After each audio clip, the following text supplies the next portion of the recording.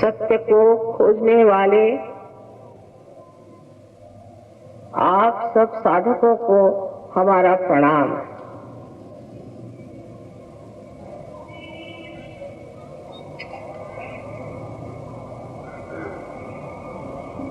सत्य क्या है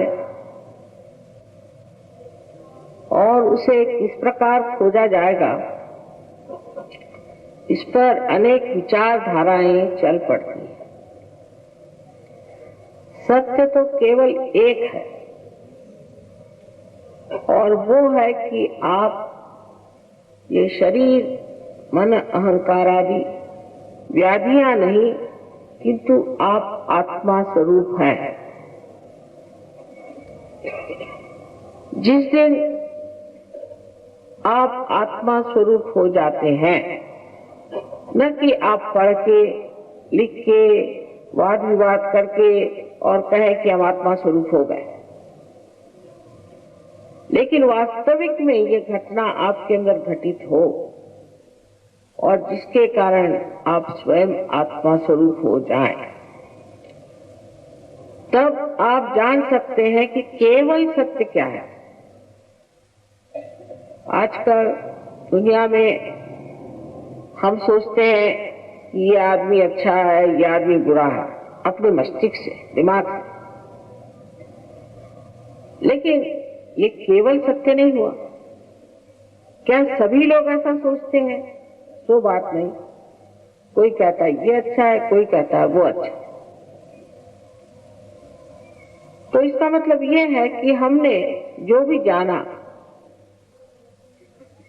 वो केवल सत्य नहीं है। अगर मनुष्य का सोचना एक ही तरह का हो, तब तो ना वो कहेगा ये केवल सत्य है। जिस वक्त मनुष्य अपनी स्वतंत्रता में अलग अलग खड़ा हुआ है, तो वो अपने अहंकार से भी और अपने पड़े हुए संस्कारों से इतना अभिभूत हो जाता है कि वो जो कुछ भी सोचता है उसी दृष्टिकोण से सोचता है। जैसे कहते हैं कि सावन के अंधे को सब हरा दिखाई देगा। इसीलिए कबीरदास जी ने कहा है कि कैसे बतलाऊं सब जगह अंधा।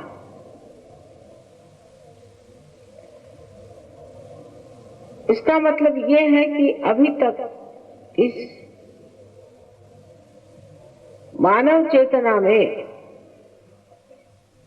हमने इस दशा में वो सूक्ष्म दृष्टि पाई नहीं जो कबीरदास जी ने पाई थी, जो नानक जी ने पाई थी, जो राम ने पाई थी, जो श्री कृष्ण ने पाई थी, जो संत साधुओं ने अपने देश में अनेक संत साधु हो गए।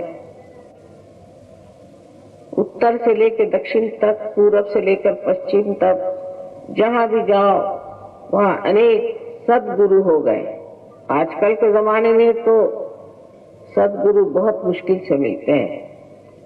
अधिकतर तो जिन्हें कहा जाता है अगुरु या कुगुरु ही होते हैं, और सिवाय पैसा कमाने के वो कुछ नहीं जानते।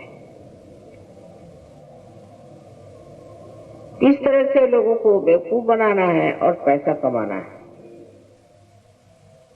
एक सीधा सवाल अपने को करना चाहिए कि जिसको हमें पैसा देना पड़ता है वो हमारा गुरु नहीं हो सकता, वो तो हमारा नौकर होगा।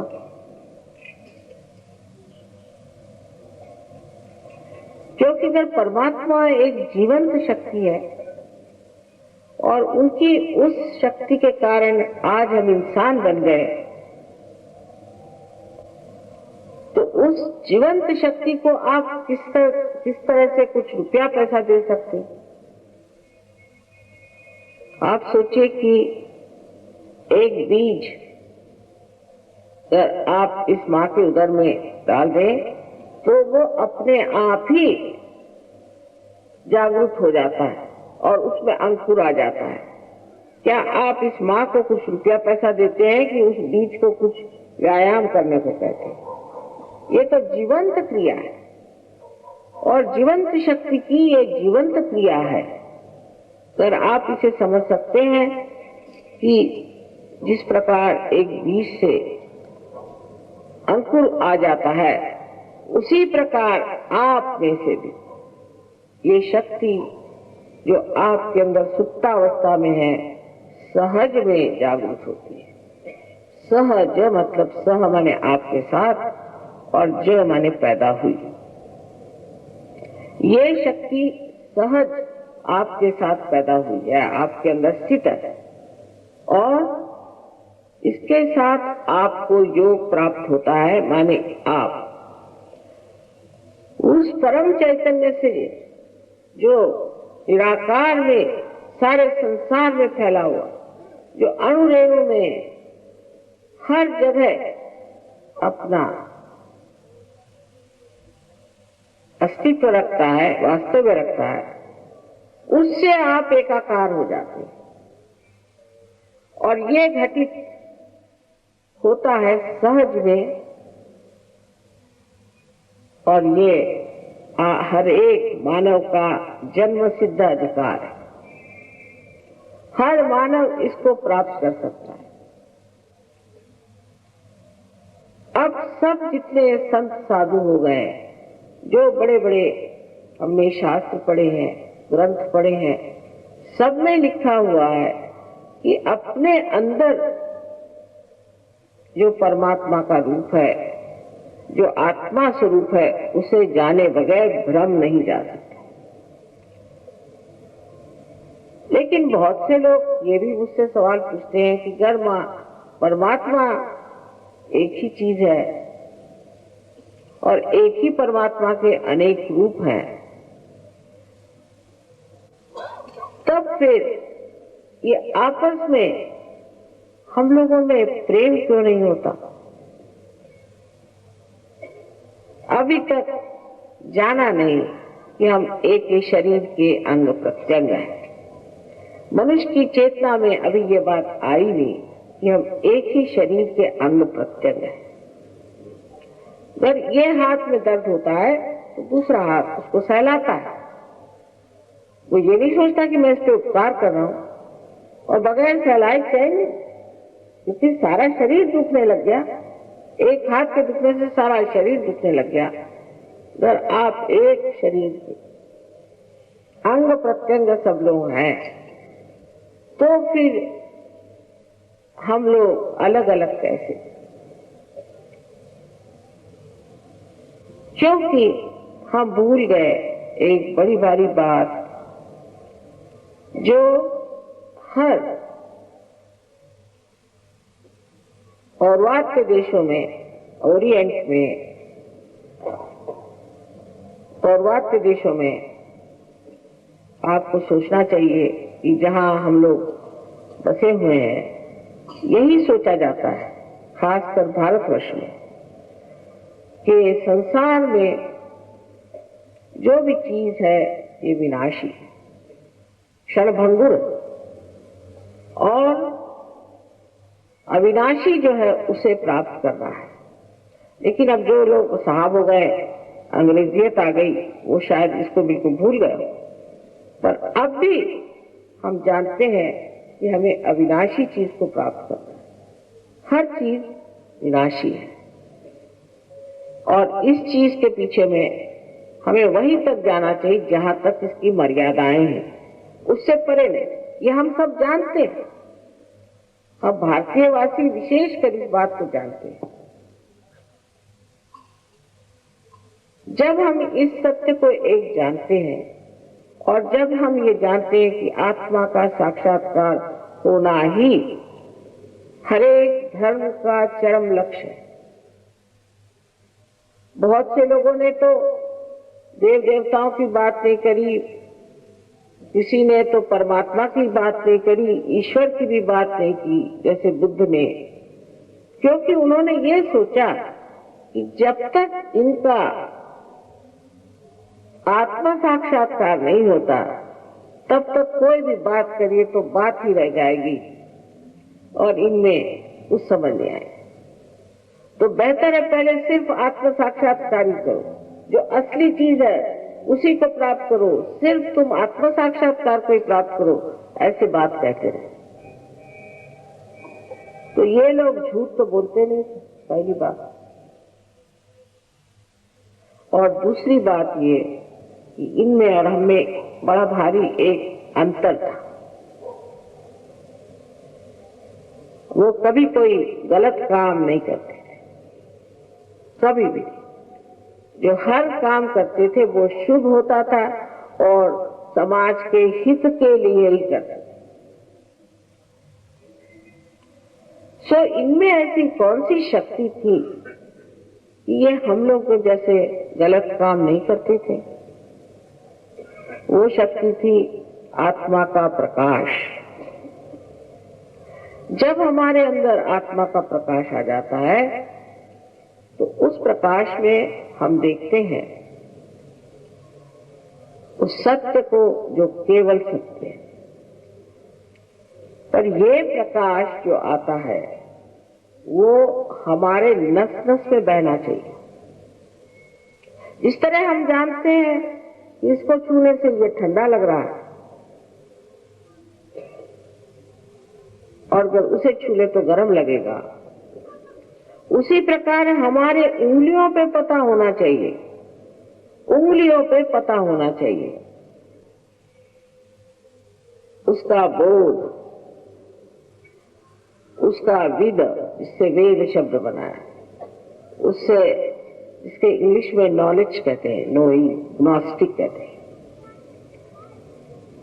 जब तक ये घटित नहीं होता है, जब तक हमारी वो स्थिति नहीं आती है, तब तक हम एक भ्रम के चक्कर में न जाने क्या क्या करते रहते हैं। अब कोई साहब है, उनको बैठे बैठे भगवान का नाम ही रखते बैठे। कोई साहब है वो कुछ और करते बैठेंगे। उनसे पूछिए कि ये सब करके क्या आप पाप रहित हो गए?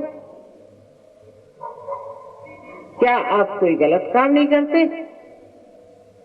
हर धर्म में जो आदमी है, चाहे वो ईसाई हो, मुसलमान हो, सिख हो, क्रिश्चियन, कोई भी धर्म का आदमी आप ले लीजिए, उस पर कोई बंधन नहीं।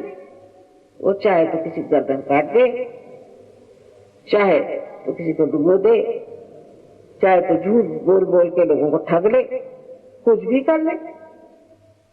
उस पर कोई उसके ऊपर बंधन नहीं है किसी चीज का। हाँ ठीक है, मंदिरों में गए, मस्जिदों में गए, सब जगह गए, वहां तो भगवान को नमस्कार किया और फिर जैसे थे वैसे ही। सो क्या ये सब गलत बातें तो नहीं हुई? जिन्होंने धर्म संसार में लाए वो इसलिए लाए कि हमें संतुलन आ जाए और हम आत्म साक्षात्कार को प्राप्त करें।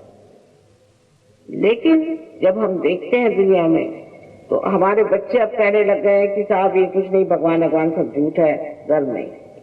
और बहुत से साइंटिस्ट भी ऐसा, जब वो ऐसा कहते हैं तो ये कहना चाहिए कि ये साइंटिस्ट ही नहीं है, क्योंकि साइंटिस्ट आदमी को अपना दिमाग खुला रखना चाहिए और देखना चाहिए कि कोई बात है या नहीं।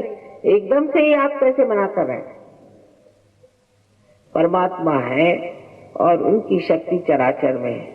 और जितने भी संत साधु संसार में हो गए, जो सदगुरु थे, उन सब सदगुरुओं का भी जो जीवन था वो बिल्कुल असल, नकली नहीं था। वो खालिस लोग थे, बिल्कुल शुद्ध लोग थे और उसी शुद्धता को आप भी प्राप्त कर सकते। ये शुद्धता आपको प्राप्त करने के लिए परमात्मा ने बड़ी सुंदर आपके अंदर बड़ी संजोकर व्यवस्था बनाई। इसी ज्ञान को हम सहयोग में आपको बताने वाले हैं, लेकिन बताने से नहीं होने वाला, ये घटना घटित होनी चाहिए। इसके बारे में हजारों वर्ष पहले मार्कंडेय मुनि ने लिखा था। उसके बाद नाथ पंथियों ने इस पर काफी काम किया था। उसके बाद और भी देशों में काम होता ही था साथ ही साथ। और आप देखिए कि राजा जनक के टाइम से लेकर के नानक साहब के टाइम तक ये काम होता रहा। मोहम्मद साहब ने भी कहा हुआ है कि जिस वक्त आपका क़ियामा का समय आएगा, पुनरुत्थान का समय आएगा, तो आपके हाथ बोलेंगे और आपके खिलाफ शहादत देंगे। साफ उन्होंने बता दिया। कोई धर्म ऐसा नहीं जिसने ये नहीं कहा कि तुम अपने आत्म साक्षात्कार को प्राप्त हो। लेकिन उस चीज को क्योंकि हमने किया नहीं, अब समझ लीजिए कि ये एक साधन है, जब इसका कनेक्शन मेन से नहीं हुआ तो ये बेकार है। जब तक आपका कनेक्शन साहिब से नहीं हुआ, सदगुरु वही जो साहिब मिली है, जब साहब से अगर आपका नहीं हुआ है, उस परमात्मा से, चराचर में फैले हुए इस निराकार परमात्मा के प्रेम से आपका संबंध नहीं हुआ है, तो सिर्फ प्रेम की बात करने से कुछ प्रेम वेम नहीं होता। वो तो बहुत स्वार्थ का प्रेम होता है कि मेरा बेटा, मेरी बेटी, मेरा घर और मैं। जो निर्वाज्य प्रेम होता है, जो परमात्मा का प्रेम सारे संसार में बहता है और सारे अणु रेणु को ही संचालित करता है, उस प्रेम की तो कोई व्याख्या नहीं कर सकता। लेकिन आप जब उसमें नहा लेते हैं, जब आप उसमें स्वच्छ हो जाते हैं, जब आपके अंदर ये घटना घटित होती है, तो आपके अंदर भी वो शक्ति आ जाती है और आप में से बहती है वो चैतन्य की शक्ति। इसकी व्यवस्था की हुई है कि हमारे अंदर एक कुंडलिनी नाम की शक्ति। इसके बारे में 12वीं शताब्दी में महाराष्ट्र में ज्ञानेश्वर जी ने बहुत स्पष्ट रूप से ज्ञानेश्वरी में बताया। कृष्ण ने भी ये बात थोड़ा छिपा कर कही, बहुत साफ, हमारे लिए तो बहुत साफ, कि उन्होंने ये कहा शुरू में कि तुम स्थित प्रज्ञ हो जाओ। स्थित प्रज्ञ माने जहां बैठे हैं वहीं आपके अंदर प्रकाश आ जाए, प्रज्ञ, प्रकाशित ज्ञान आ जाए। तो अर्जुन ने पूछा कैसे? कहने ये तो ज्ञान, ज्ञान माने जानना, जानना माने बुद्धि से नहीं। ये संत लोग को यूनिवर्सिटी में जाके पीएचडी वगैरह नहीं किए थे, इतने ज्ञानी लोग। ज्ञान माने अपने सेंट्रल नर्वस सिस्टम में आपको जानना पड़ेगा, मज्जा तंतु में आपको जाना पड़ेगा, ये ज्ञान। और फिर जब पूछा कि भाई कर्म की बात क्या, तो उन्होंने कहा कि कर्म करो, कर्म सब करना चाहिए, लेकिन सारा कर्म जो है वो परमात्मा के चरणों में छोड़ दो। ये देखिए कितना होशियारी से बताई हुई बात, ये हो ही नहीं सकता। हालांकि बहुत से लोग हैं वो किसी को मार डालते तो भी कहते हैं मैंने मार तो डाला पर कर्म परमात्मा पे छोड़ दो। कभी भी मनुष्य कर्म परमात्मा पे नहीं छोड़ता है। जो भी करता है सोचता है मैंने किया है, मैं ऐसा करता हूं। ये उसके अंदर से बात जाती नहीं दिमाग। कब जाती है? जब वो आत्म साक्षात्कारी हो जाता है, तब वो तृतीय पुरुष में बोलता है और कहता है ये हो रहा है, ये चल रहा है, ये बन रहा है। मैं कर रहा हूं कभी नहीं कहता, मैं सब। ऐसे कबीरदास जी ने कहा कि जब बकरी जिंदा होती है तो कहती है मैं, लेकिन मर जाने पर उसकी आंतों को निकाल कर उसकी जब टूटी बनाते हैं और धुनके जब उसको लेके चलते हैं तो धुनके पर वो बोलती है तू ही तू ही तू ही। इतनी सुंदर बात बताई। एक जुलाहा थे लेकिन क्या बातें करी। तो उस परमात्मा के साम्राज्य में रममाण होने के लिए मनुष्य को कुछ करना नहीं पड़ता है। सहज है। कोई सी भी जो बात बहुत ही अपने जीवन के लिए बहुत जरूरी होती है, उसके लिए प्रयत्न करने से बिगाड़ आ जाएगा। जैसे कि हमारा श्वास अपने आप चलता, अगर इसके लिए हमें कोई गुरु करना पड़े और किसी गुरु को पैसा देना पड़े या किसी यूनिवर्सिटी में जाकर इसके लिए डिग्री लेनी पड़े या हठियों में अपने सर के बल खड़े होना पड़े, तो हो गया, सब लोग ऐसे खत्म हो जाएगा। इसलिए चीज सहज समाधि लाओ।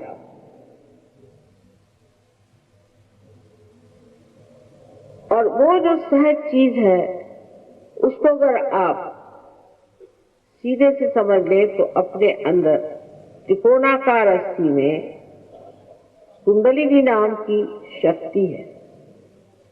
उसको कबीरदास जी ने सुरत कहा।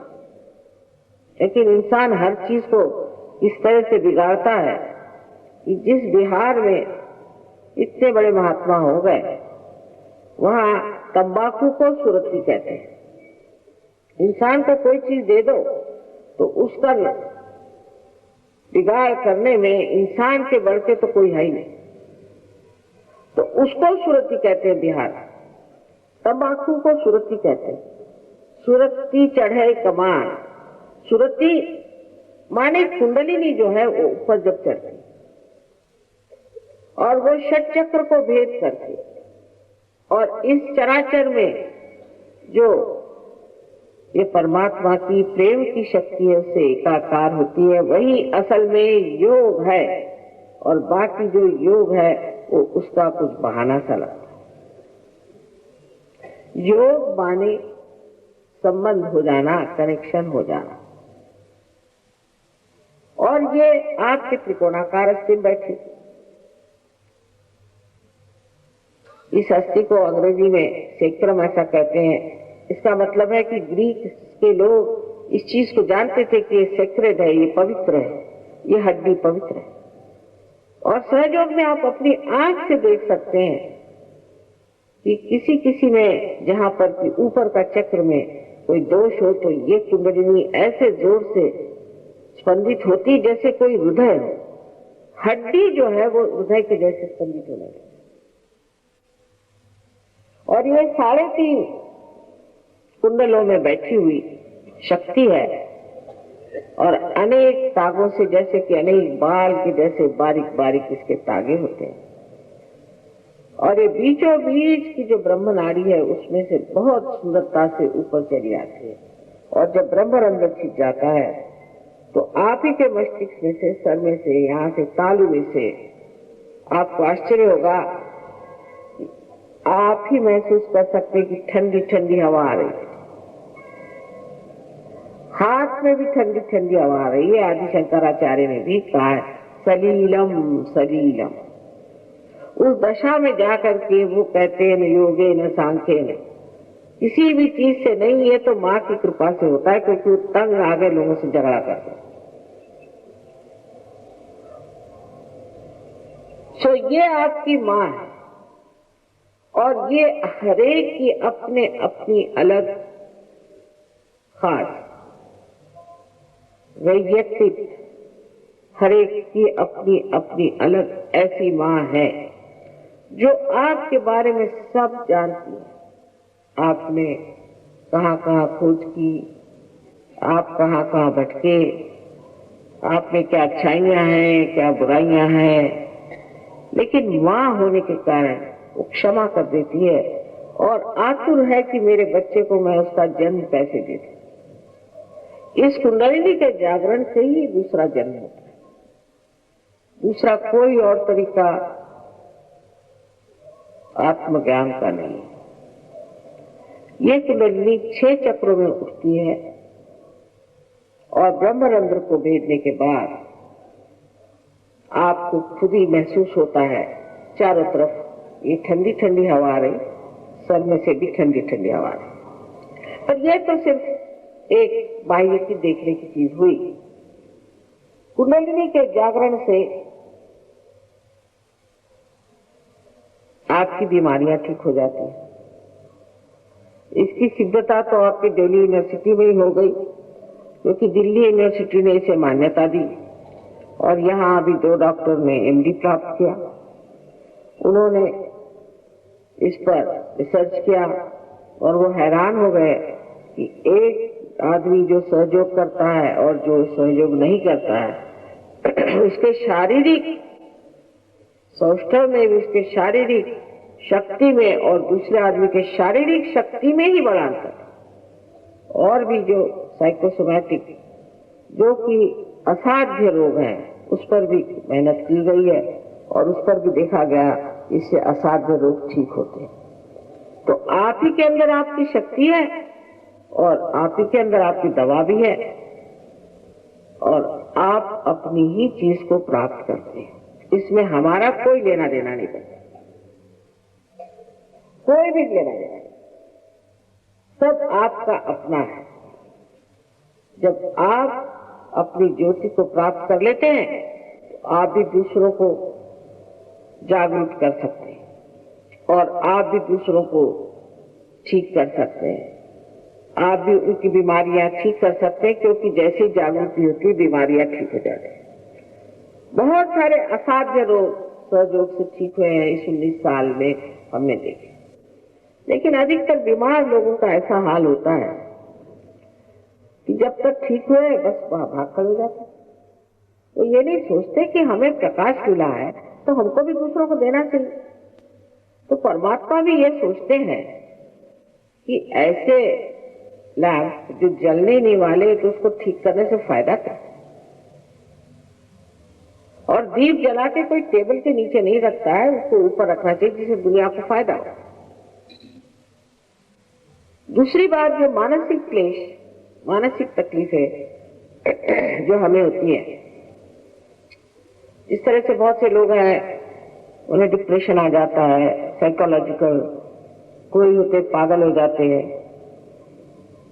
और बहुत से लोग ऐसे होते हैं कि जो मेस्मराइज रहते हैं, इनको समझ नहीं रहता क्या करें क्या न करें, चीखते हैं चिल्लाते हैं।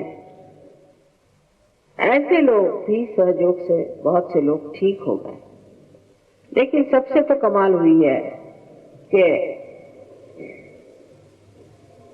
सबसे कमाल तो हुई है कि जो लोग ड्रग लेते हैं,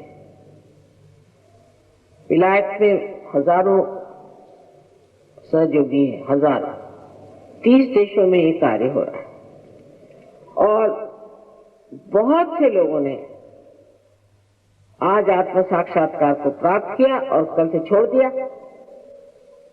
आपके दिल्ली शहर में भी बहुत से लोग जो शराब पीते थे, बहुत ज्यादा शराब के बगैर चैन नहीं।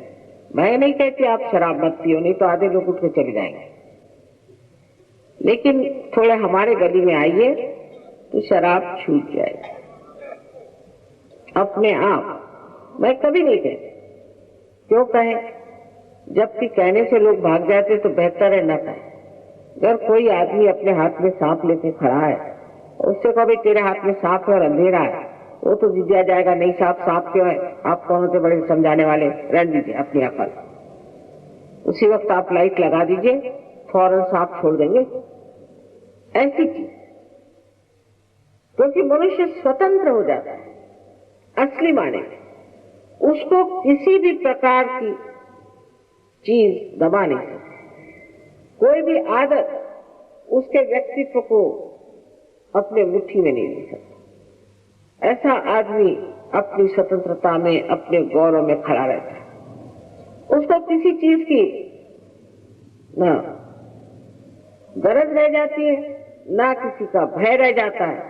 वो अपने मस्ती में रहता है। जैसे कि कबीरदास जी ने कहा कि फिर मस्त हुए फिर क्या बोले। आज न जाने क्यों कबीरदास जी की बड़ी याद आ रही है। वो भी दिल्ली आए थे, बड़ी मेहनत कर गए।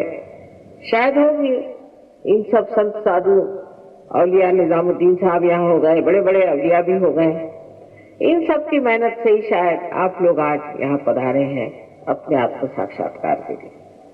उन सबको याद करके यही सोचते हैं कि आज वो भी सोच रहे होंगे कि जो हमने इतनी मेहनत की, यहाँ पर इतना हमने चैतन्य फैलाया, लोगों से इतनी बातचीत की, उसका आज फल मिल रहा है। क्योंकि फल पाने का समय आ गया। ये समय ऐसा है कि ये समय हजारों वर्ष पूर्व बताया गया था कि ऐसा समय आएगा, और आज ये समय आ गया कि हजारों फूल बाग में खिल गए हैं। पहले तो एक ही दो फूल खिलते थे, लेकिन आज हजारों फूल खिले हुए हैं, और संसार में रह करके ही आप इसे प्राप्त हो सकते। संसार से भाग कर नहीं, संन्यास की बात करने से नहीं, संसार में ही रह करके आप इसे प्राप्त कर सकते हैं।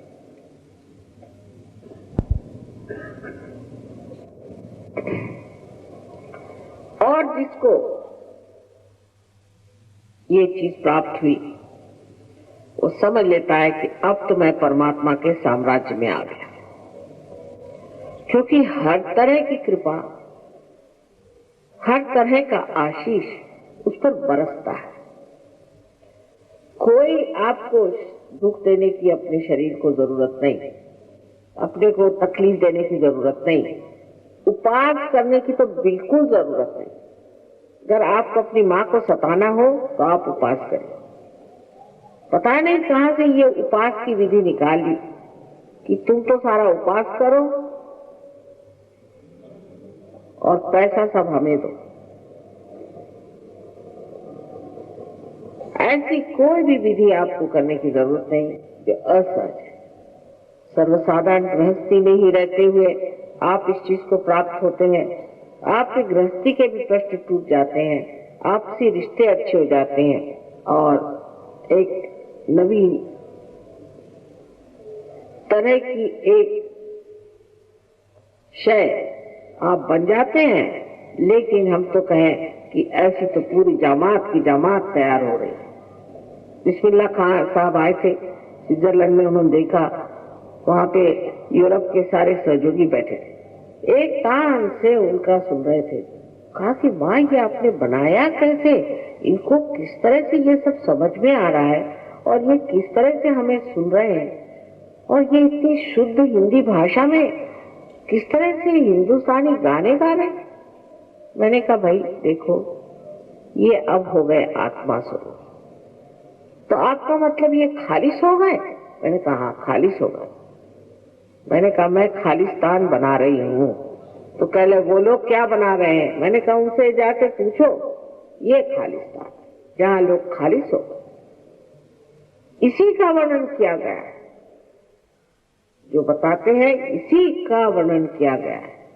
और सारी दुनिया की जितनी भी परेशानियां हैं, जितनी भी आफतें हैं, वो मनुष्य ने ही बनाई है। इसलिए उसके परिवर्तन की बड़ी आवश्यकता है, बड़ी जरूरत है।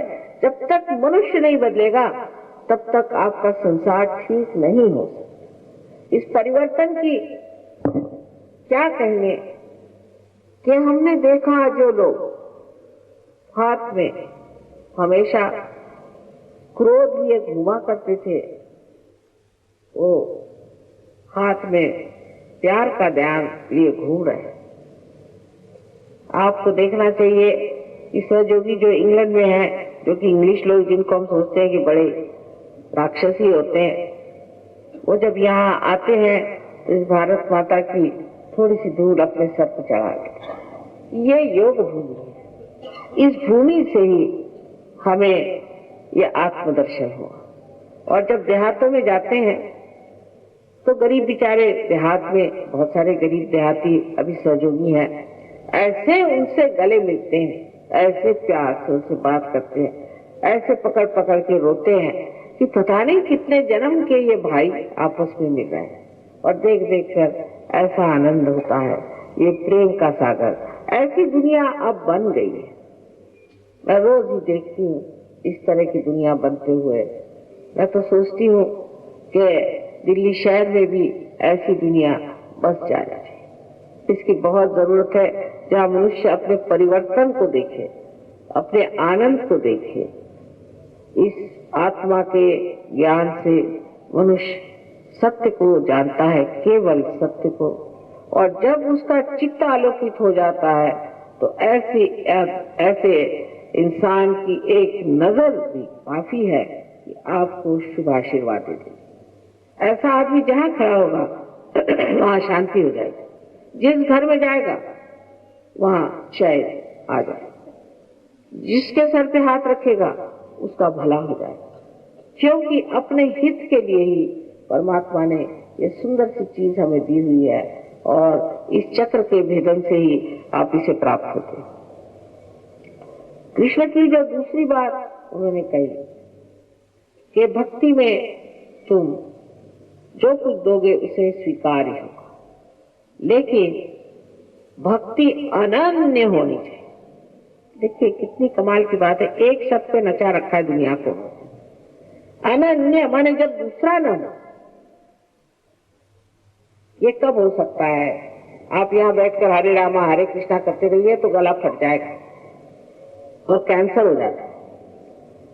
भगवान का नाम रखते रखते रखते रखते आदमी पगला जाता है, बजाय इसके कि अपनी उच्चतम स्थिति को जाए वो और ही पागल हो जाते हैं।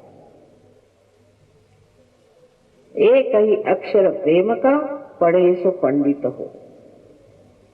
वजह यह है कि जिस वक्त आप अनन्य होते हैं, जब आप परमात्मा से एकाकारिता तथागत हो जाते हैं, तब एक बार ही नाम ले लिया, जब जरा गर्दन झुका ली देख लिया। ऐसा ही हाल होता है कि मनुष्य के अंदर भक्ति में वो ऐसा रचता है कि जैसे आनंद के डोह में और आनंद के तरंगों में लहरता है। इस भारतवर्ष में हर जगह संतों ने इस आत्म साक्षात्कार का वर्णन कहा है। नामदेव एक बड़े भारी महाराष्ट्र के कवि थे और बाद में वो जब पंजाब में गए तो नानक साहब ने उनको पहचाना, बड़ा उनका आदर किया और उनके भी बहुत सारे काव्य ग्रंथ साहब में रखे हुए। नामदेव एक बार एक दूसरे संत गोरा कुम्हार उनसे मिलने गए। जब गोरा कुम्हार माने हुए कि जो उनका मराठी कुम्हार कहते हैं, जिसे हम लोग कुम्हार कहते हैं, जो कि ये बनाते हैं घड़े वगैरह, मिट्टी जो से घड़े बनाते हैं, उनको देख के वो कहते हैं कि मैं तो निर्गुण को मिलने आया था। मराठी में है निर्गुणाच्या भेटी आलो सगुणाच्या। मैं तो निर्गुण को मिलने आया था तो तू तो सगुण में खड़ा है रे। क्या कहना है? ऐसे कोई कहता है? कोई इंसान दूसरे आदमी से ऐसी प्यार की बात कहेगा कि मैं तो निर्गुण को मिलने आया, तू तो सगुण में खड़ा है? क्या कहने इन लोगों की। ऐसे ही संत लोग आज हमें भारतवर्ष में तैयार कर रहे हैं और उसके लिए गृहस्थी छोड़ना और सब नाटक की कोई जरूरत नहीं। आदमी अंदर से ही छूट जाता है और उस महान प्रेम को जब वो अनुभव करता है उसको लगता है कि किस किस को बुलाओ। जैसे कबीरदास जी ने कहा था, 5-25 पकड़ बुलाऊं एक ही डोर उड़ाऊंगा। सारे मिलन के गाने इन लोगों ने गाए। हमारे यहाँ महाराष्ट्र में भी और इधर में बंगाल में भी और दक्षिण में भी, हर जगह मैं जाती हूँ। अभी गई थी गुजरात, वहां भी सारे संतों ने सारे वातावरण में ये गूंजा रखा है कि आत्म साक्षात्कार को प्राप्त करो और संत बनो। और ये बनना कोई मुश्किल नहीं है। आज समय आ गया है, आप लोग बड़े भाग्यवान हैं कि इस समय में आप आए और हम भी बड़े भाग्यवान हैं कि आपके आते हम भी आ गए, जिससे कि ये कार्य घटित हो रहा है। हजारों की तादाद में लोग इसे प्राप्त करते हैं। लेकिन पहले ही से आप अगर ये सोचे बैठे कि मैं बड़ा पापी हूँ, मैं बड़ा दुष्ट हूँ, तो मेहरबानी से अपने जूतों के साथ उसे बाहर रखें। ये सब आपके दिमाग में किसी ने भरी हुई बातें, बेकार। आखिर गलतियां मनुष्य ही कर सकता है, परमात्मा तो नहीं करने वाले गलती। तो इतना अपने से नाराज नहीं होना चाहिए। उससे ये चक्र पकड़ जाता है जिसे हम लेफ्ट विशुद्धि कहते हैं, और ये चक्र पकड़ने से स्पॉन्डिलाइटिस हो सकता है, एंजाइना हो सकता है, दुनिया भर की बीमारी हो सकती है। सबसे बड़ी बात है कि आत्म साक्षात्कार नहीं। तो सबसे पहले अपने प्रति प्रसन्न हो। आपने कोई गलती नहीं की, आपने कुछ भी किया हो, इस समय आप भूल जाइए। और इस छोटे से समय में जो कुछ भी कहना था सो मैंने कह दिया। कारण ये है कि ये ज्ञान हजारों टेप्स में बंधा हुआ है, लेकिन वो खत्म ही नहीं होता। तो बेहतर है कि हम समझ लें कि जैसे इस लाइट को जलाने के लिए एक स्विच है, उसको जलाने से सब जल जाता है, उसी प्रकार हमारे अंदर भी कोई स्विच है जो परमात्मा ने बनाया। नहीं तो अगर मैं आपको पहले ही बताने लगूं कि बिजली कहाँ से आई, इसको किसने बनाया, इसका इतिहास क्या, फिर दिल्ली में कहाँ है, फिर उसका मैकेनिक्स क्या, तो आप उठ के सब चले जाएंगे, आपको सर दर्द होगा। तो पहले आप प्रकाश को प्राप्त कर ले, फिर आगे की बात करें। अब सबने मुझे मना किया कि आप प्रश्न पूछने के लिए लोगों को मना करें, क्योंकि ज्यादातर प्रश्न बड़े उटपटांग होते हैं। मुझे कभी कभी लगता है कि ये लोग यहाँ अपना हित करने आए हैं या सबका अहित करने आए हैं, और न जाने क्यों इतने झगड़ालू तरीके से बातचीत करते हैं, जैसे कोई पार्लियामेंट लगी हुई है, जैसे आज पार्लियामेंट में झगड़ा हो रहा। हम तो आपको आपकी चीज देने आए हैं, उसमें झगड़े की कौन सी बात। अगर हमने कहा कि ये बात है, तो एक जैसे एक धारणा दी आपके सामने, एक हाइपोथेसिस है, तो आपको देखना चाहिए कि ये धारणा सही या नहीं।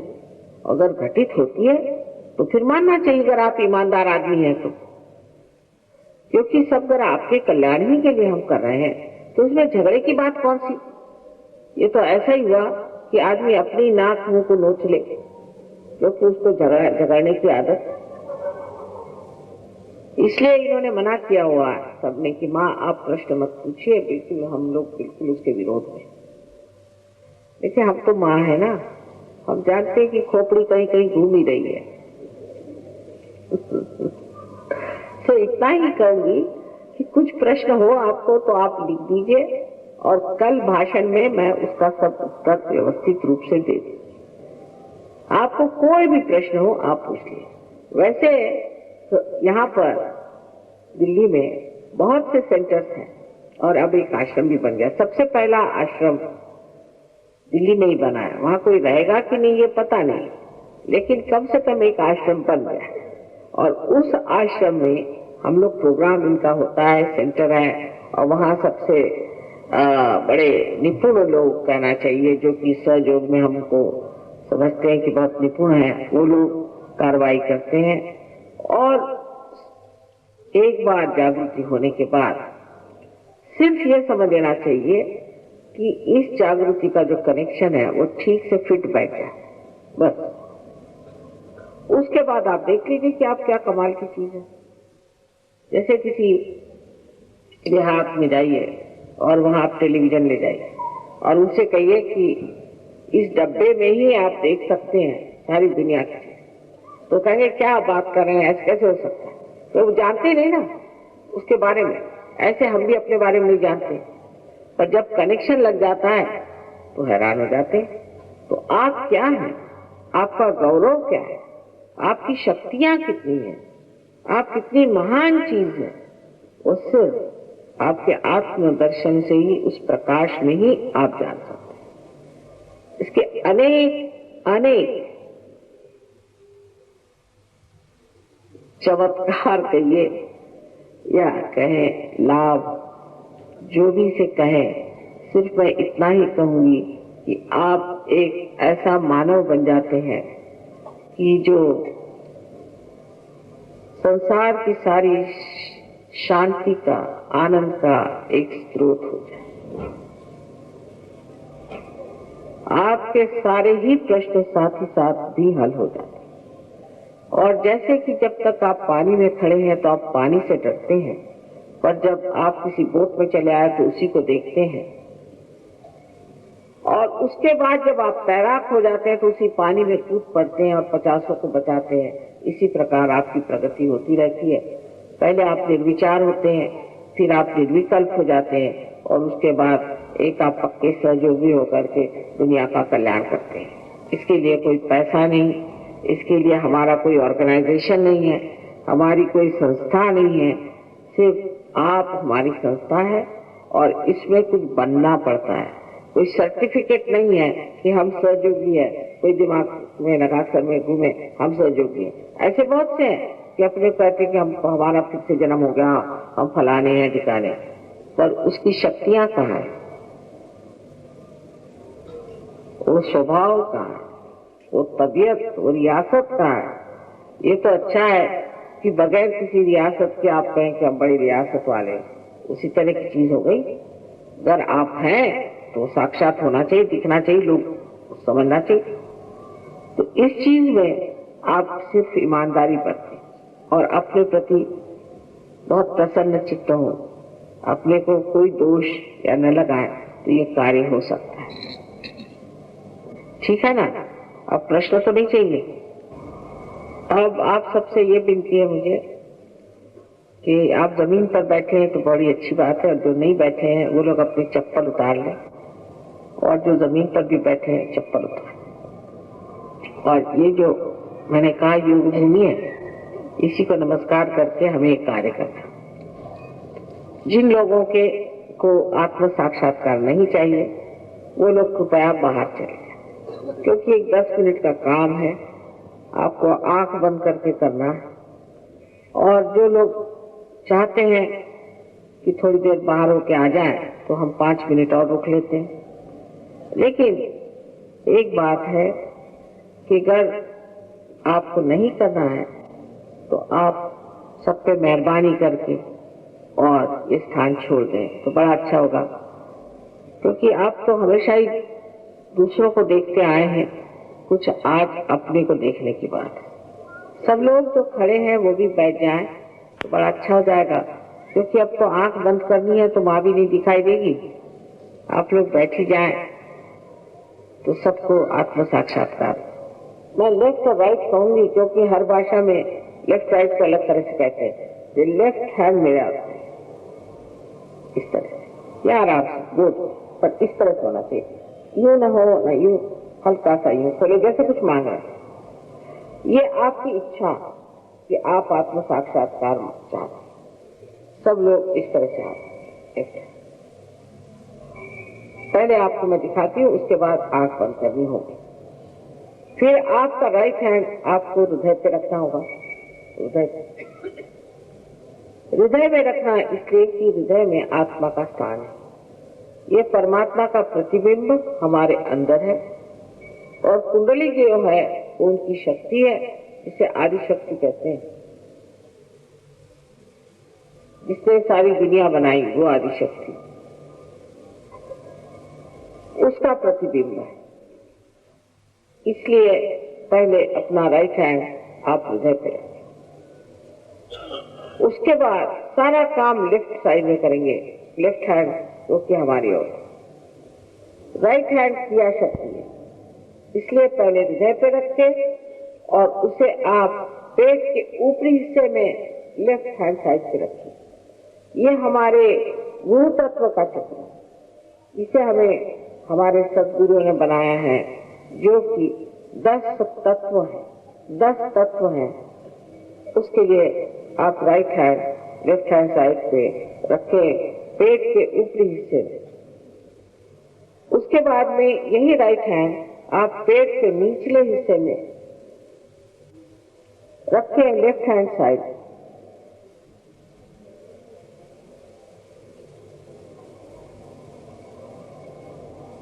ये शुद्ध विद्या का चक्र है। शुद्ध विद्या माने परमात्मा के कायदे कानून हमारे अंदर काम करें, प्रादुर्भाव हो। जैसे समझ लीजिए कि एक जानवर को आप किसी गंदी गली से जाने को कहें तो वो सीधा चला जाए, कुत्ता हो चाहे बैल हो, गधा हो चाहे घोड़ा हो, पर इंसान नहीं जाता।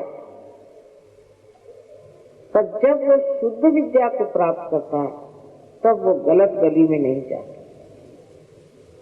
क्योंकि उसके अंदर चैतन्य बहने लगता है और इस चैतन्य से वो जानता है कि गलत चीज है।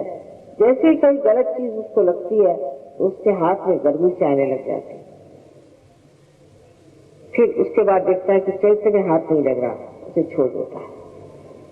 यही संतों के लक्षण है कि संत जो है गलत रास्ते से नहीं जाता, वो गंदगी से नहीं गुजर सकता, अपनी निर्मलता में ही हमेशा रहता है।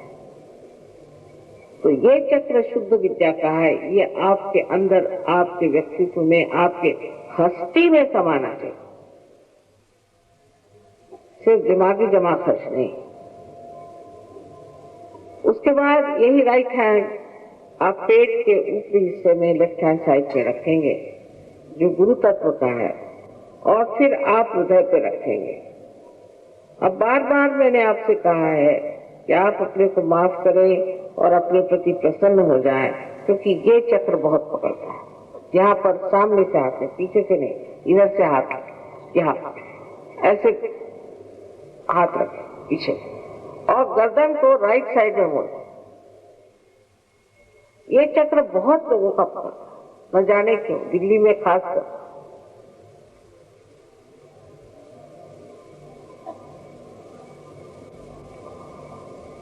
अब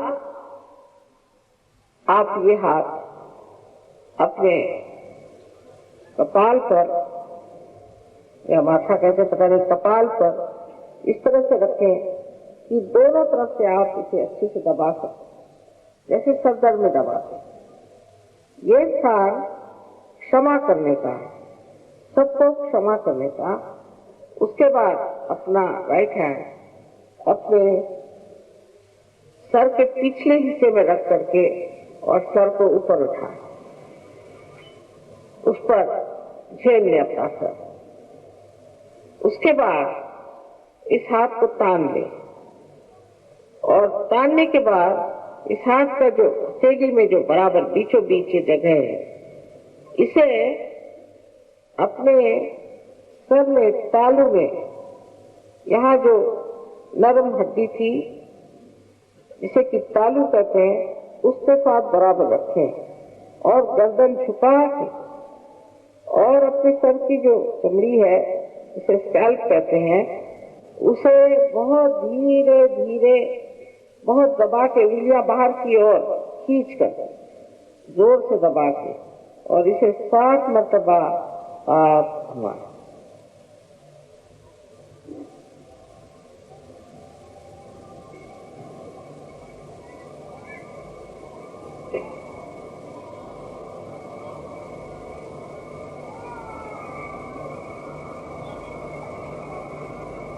बस इतना ही कर ले। हाथ उंगलियां बहुत पानी पड़ी इस तरह से। अब आप आंख बंद कर ले, चश्मा भी उतार दे, क्योंकि आपको देखना तो है नहीं। और आंख इसलिए बंद रखे सब लोग क्योंकि अपना चित्त अंदर की ओर खींचता है।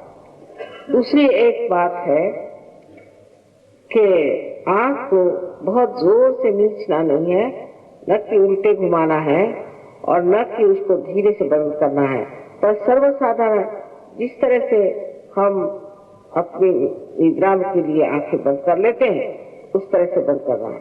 आधी भी नहीं खोलना है, ऊपर नहीं चढ़ाना है, और कोई प्रयत्न न करें, विचार रोकने का प्रयत्न न करें, अपने आप सब घटित हो जाए। लेफ्ट हैंड ऑफ मेरी ओर करें सब।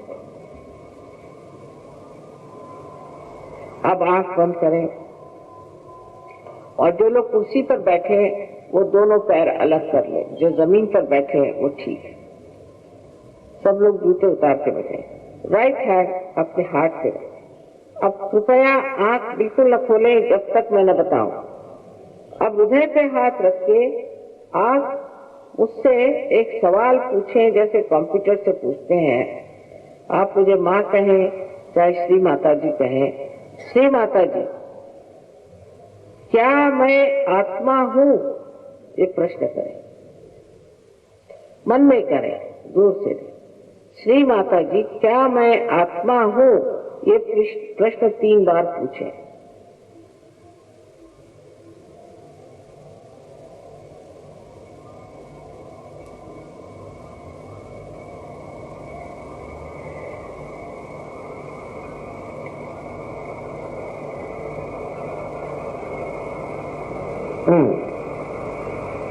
अभी जानना चाहिए कि अगर आप आत्मा हो जाते हैं तो आप स्वयं के गुरु भी हो जाते हैं।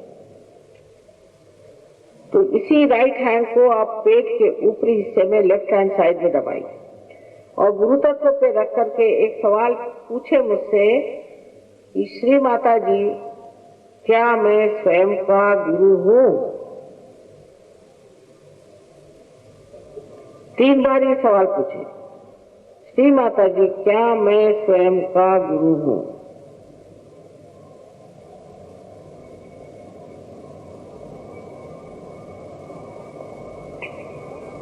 अब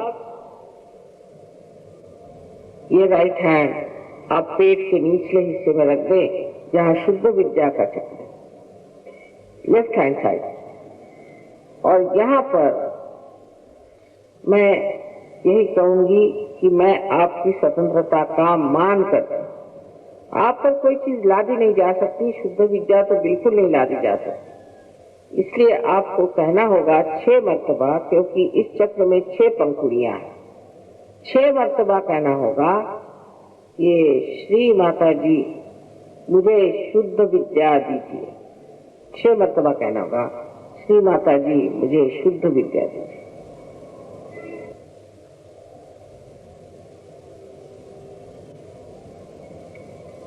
अब ये कुंडलिनी अगले चक्रों में जा रही है, इसलिए अगले चक्र हमें खोलने होंगे, ऊपर के चक्र। तो इस राइट हैंड को आप गुरु तत्व पे माने अपने पेट के ऊपरी वाले हिस्से में लेफ्ट हैंड साइड में दबा कर रखें और इस चक्र को खोलने के लिए पूर्ण आत्मविश्वास के साथ आप 10 मर्तबा कहें श्री माता जी मैं ही स्वयं का गुरु हूँ। 10 मर्तबा कहिए, क्योंकि 10 तत्व हैं गुरु के।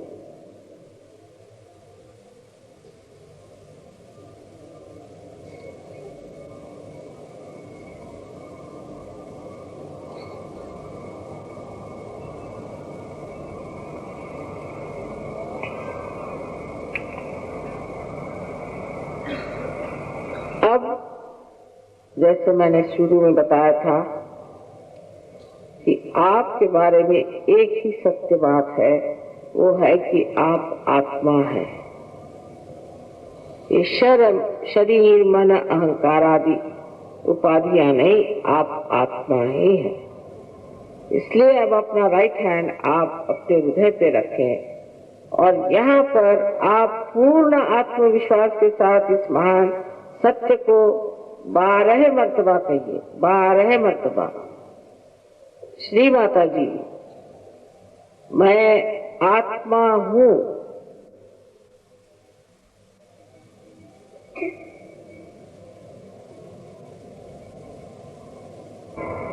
आपसे मैंने पहले ही कहा है कि अपने प्रति प्रसन्न चित्त हो जाए। परम चैतन्य ये दया, शांति और आनंद का सागर है, लेकिन सबसे अधिक ये क्षमा का सागर है। और हम कोई ऐसी गलती कर नहीं सकते जिसे वो अपने अंदर समा न ले।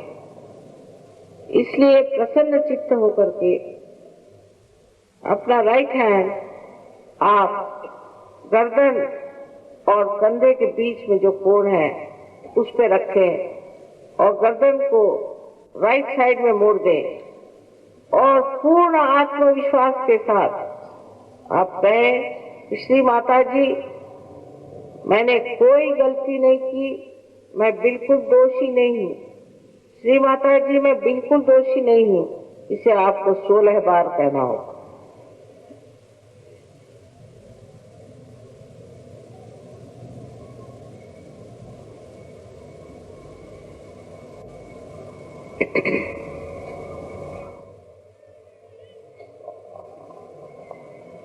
प्रसन्न चित्त हो, हमें परमात्मा के साम्राज्य में जाना है, तो प्रसन्न चित्त होकर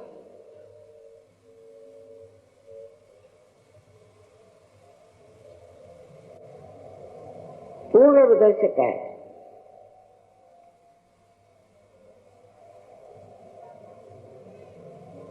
अब इस राइट हैंड को आप अपने कपाल पर या सामने फोरहेड पर रखें और दोनों तरफ से दबाएं,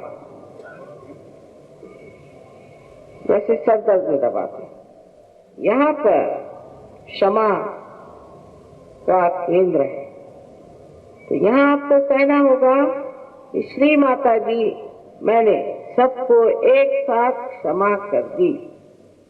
गिनने की जरूरत नहीं, जानने की जरूरत नहीं, उनको याद करने की जरूरत नहीं, सिर्फ कहना है मैंने सबको एक साथ क्षमा कर दी। अब इस चक्र में बहुत से लोग कहते हैं कि माँ क्षमा करना बहुत कठिन है, लेकिन अगर आप क्षमा करते हैं या नहीं करते हैं तो देखा जाए आप कुछ भी नहीं करते, लेकिन अगर आप क्षमा नहीं करते हैं तो आप गलत लोगों के हाथ खेलते हैं। इसलिए आप कह दीजिए पूरे हृदय से, इतने बार से मतलब नहीं, पूरे हृदय से कहिए श्री माता जी मैंने सबको क्षमा कर दी। एकदम हल्का लगेगा आपको। अब अपनी टोपियां वगैरह जरा उतार लें तो अच्छा रहेगा।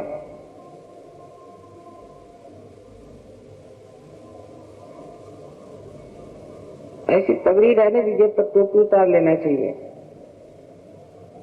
अब अपना ये राइट हैंड सर के पीछे के हिस्से में रखें और सर को ऊपर उठा के उस पर झेलें। यहाँ पर अपने समाधान के लिए अपने को दोषी न ठहराते हुए और ऐसे लोग जिन्होंने आपको सताया उनकी याद न करते हुए आप पूर्ण हृदय से ये कहें कि हे परम चैतन्य, हे निराकार, हमने अगर कोई गलती की हो तो तू क्षमा कर।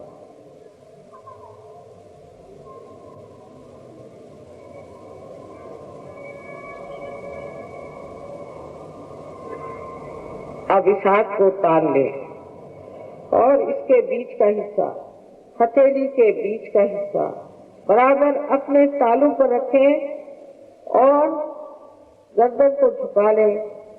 उंगलियों को बुरी तरह से बाहर की तरफ बहुत जोर से, पूरी तरह से बाहर की तरफ खींचें और पूरे दबाव से अपने सर की चमड़ी को घुमाएं, धीरे धीरे 7 मरतबा। लेकिन इस बार भी मुझे यही कहना है कि आत्म साक्षात्कार आप पे मैं लाद नहीं सकती। आपकी स्वतंत्रता को मैं मानती हूँ, इसलिए आपको कहना होगा कि श्री माता जी मुझे आप कृपया आत्म साक्षात्कार दीजिए। 7 मरतबा कहिए, क्योंकि यहाँ चक्रों के 7 पीठ हमारे सर में है, इसलिए कृपया कहिए कि श्री माता जी हमें आप कृपया आत्म साक्षात्कार दीजिए 7 मरतबा। अब मैं इसके साथ प्रणव को फूकूंगी, सो इसी से आपको आत्म साक्षात्कार प्राप्त हो जाएगा।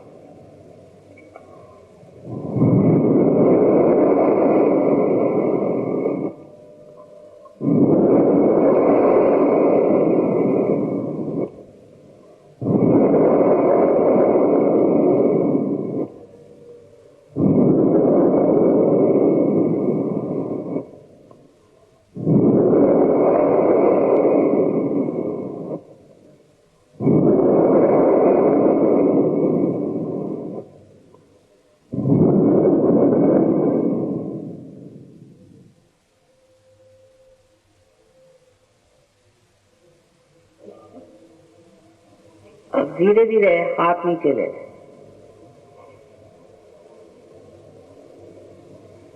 और आंखें धीरे धीरे खोले।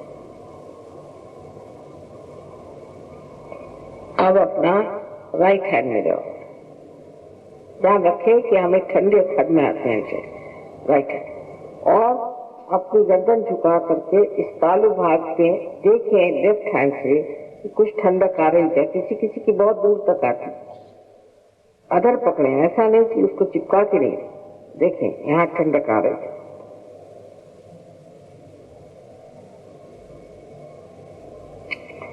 कोई शंका न करें।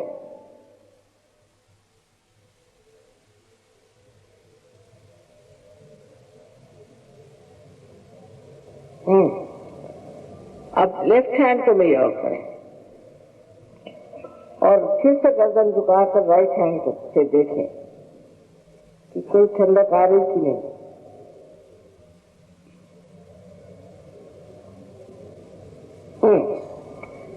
अब फिर से एक बार और राइट हैंड मेरी ओर करें और गर्दन झुका के सर में देखें कि ठंडक आ रही थी।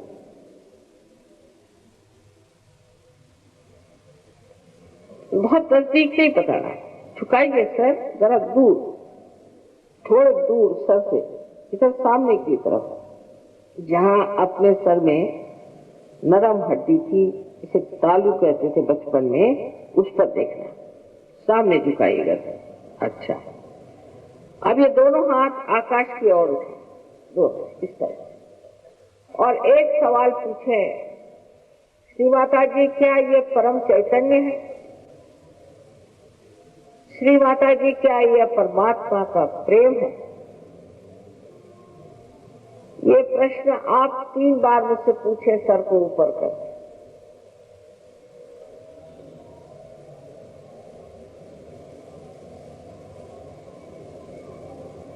अब हाथ नीचे कर लें। ऐसे हाथ करके आप मेरे और देखें, निर्विचार विचार आप कर सकते। अब जिन लोगों के तालु भाग से या हाथ में ठंडक आई हो थोड़ी सी, ऐसे सब लोग अपने दोनों हाथ ऊपर करें।